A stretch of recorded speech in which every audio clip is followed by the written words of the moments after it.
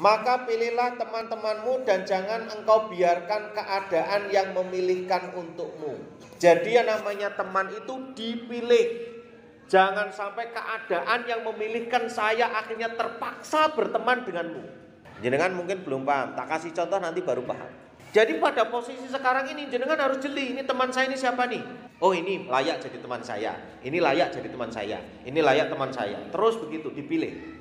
Jangan sampai kita itu tidak memilih teman, pada suatu waktu kondisi tertentu, akhirnya dia terpaksa memilih teman karena keadaan yang memilihkan. Contoh begini, kan kita hidup dalam rumah tangga nih, suami istri. Saya punya masalah, kemana nih saya bisa ngomong? Kan ke teman yang dipercaya, yang bisa menjaga rahasia, yang tidak diceritakan kemana-mana. Itu kan teman yang baik. Karena kita sebelumnya tidak milih teman, ini bedanya. Tadi kalau milih teman dengan yang keadaan yang memilihkan.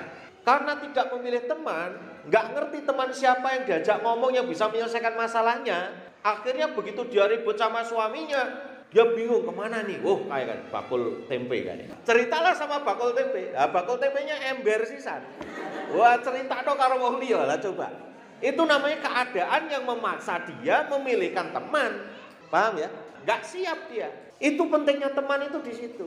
Ada tempat dia ngobrol tapi menyelesaikan masalah. Nah ini penting. Maka pilihlah teman-temanmu dan jangan engkau biarkan keadaan yang memilihkan temanmu. Namun jika engkau tidak mau, maka cukup aku katakan apa yang dikatakan oleh Jibril Al-Amin.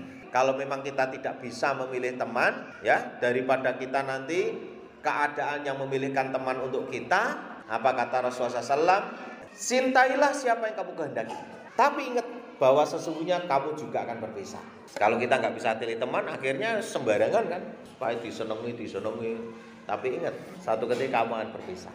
Termasuk suami, termasuk istri, termasuk anak. Saya mencintai istri saya, suatu ketika akan dipisah oleh Allah. Dengan apa? Kematian. Istri saya mencintai saya, tapi suatu ketika juga akan dipisah. Dengan apa? Kematian.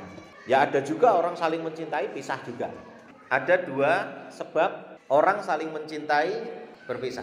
Itu bisa terjadi kepada siapa saja. Ya, jenengan bisa, orang lain juga bisa. Apa itu? Yang pertama ain. Ain itu pandangan mata. Pandangan mata itu adalah orang yang mencintai berlebihan atau orang membenci berlebihan. Itu berlaku antara suami istri, istri suami, atau orang tua kepada anak, anak kepada orang tua. Jadi ain itu bisa muncul dari siapa saja. Dan kata Nabi, ain itu hak pasti.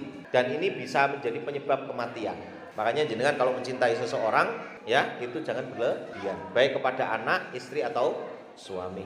Ya, baik mencintai itu karena apanya, itu jangan berlebihan.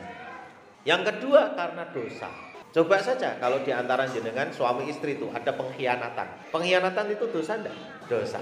Itu bisa menyebabkan perceraian atau perpisahan. Orang saling mencintai bisa pisah karena dua hal tadi.